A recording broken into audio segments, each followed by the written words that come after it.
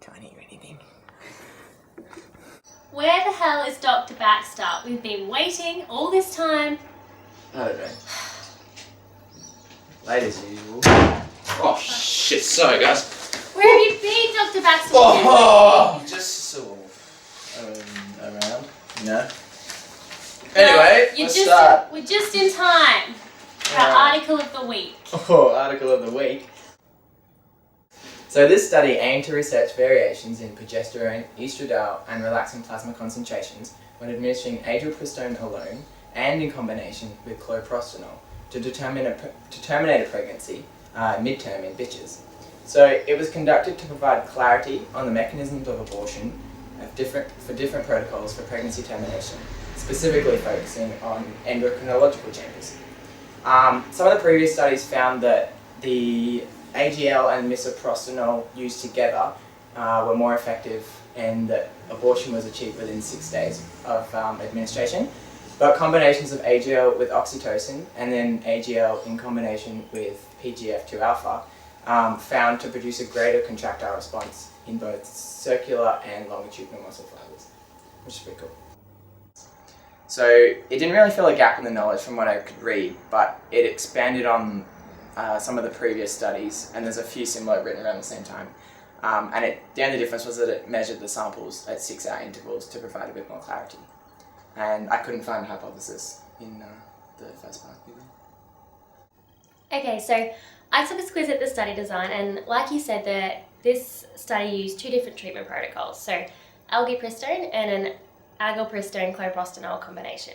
So agilprostone is an antiprogestin with really high affinity for P4 receptors.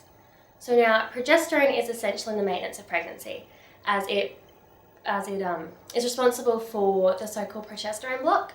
So this inhibits myometrial contractions. So by allowing progesterone to bind to these P4 receptors, algopristone is essentially inhibiting progesterone from carrying out this essential function. Whereas chlorprostinol, on the other hand, is a prostaglandin. So by elevating levels of prostaglandins, we cause the myometrium to undergo contractions. So this promotes fetal expulsion, causes the corpus luteum to regress, and causes luteolysis and consequential decline in progesterone levels. So therefore these 2 drugs can be used to induce an abortion throughout a midterm pregnancy. So for this study, I saw that a total of 14 healthy pregnant bitches were used, of different breeds and ranging from day 25 and 32 of gestation. These bitches were split into 2 groups, 7 in each group, 1 for each of the interventions used. So these interventions, the agilprostone and the agilprostone chlorprostinol combination, they were administered once daily on 2 consecutive days. And then upon this intervention, blood serum levels of estrogen, progesterone and relaxin were measured. So to do this, blood samples were taken immediately before the initiation of treatment and then every 6 hours thereafter until abortion was complete. So these samples, they stored at negative 18 degrees Celsius until hormone analysis was carried out. Well, let's have a little look at the results, and they seem pretty clear. From a clinical sense, there wasn't really a significant change in the time for abortion between the agilprostone group and the agilprostone chlorprostinol treatment. But there was a significantly high incidence of vomiting in the agilprostone chlorprostinol group to the agilprostone alone treatment. Additionally, there was some diarrhea documented in the agilprostone and chlorprostinol group, but it was not to a significant amount, so I guess I'll have to do further study to see if that's a side effect. But from a hormonal perspective, there was a significant difference between the groups. So the progesterone serum concentration was significantly lower in the agilprostone chlorprostinol group for almost the full duration of the administration. And it was seen that there was an effect size, a difference of approximately 6 standard deviations at the start of abortion and 3.4 standard deviations at the end of abortion. So you can see that it's quite a pronounced difference. The estradiol concentrations were also seen to be significantly lower in the agilprostone chlorprostinol group at 4 of the 18 serum collection intervals. although this was not the same magnitude as the progesterone discrepancy.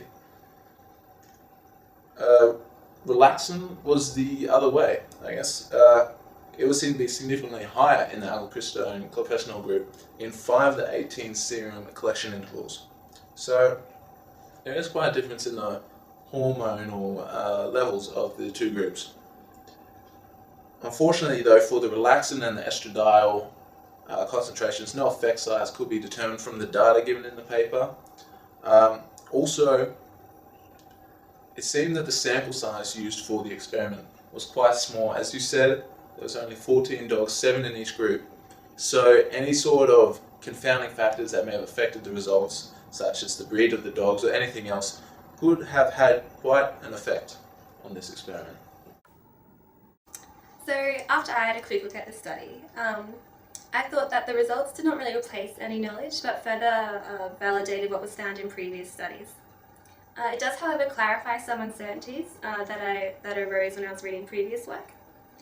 For example, it was mentioned in the Journal of Reproduction and Fertility that fetal expulsion occurs after the use of algae-pristone, but it was left unanswered as to what hormonal changes are driving this. The current study concluded that the fetal expulsion occurs due to the elevated levels of progesterone and estradiol associated with the use of algae-pristone. The termination of an unwanted pregnancy in bitches is one of the most common requests from dog owners, particularly breeders. So as a vet, it's important for us to be able to choose the most efficacious drug with minimal side effects. To do this, I think it's helpful to have an understanding of the hormonal changes that occur during the use of these drugs, thus making the study of relevance. Of particular importance was the aldosterone-cloprestanol combination did not significantly shorten the time between treatment administration and abortion. And this is important because the cloprestanol is also associated with more side effects like diarrhea and vomiting and depression. So there's not really much point in using the combination because these side effects might happen. New knowledge was found about the relaxin concentrations that occur. So it was found that relaxin was high in the aldosterone-cloprestanol group, suggesting that these changes are due to the effect of cloprestanol on the fetal placenta. And this indicates different effects on the placenta than was previously thought.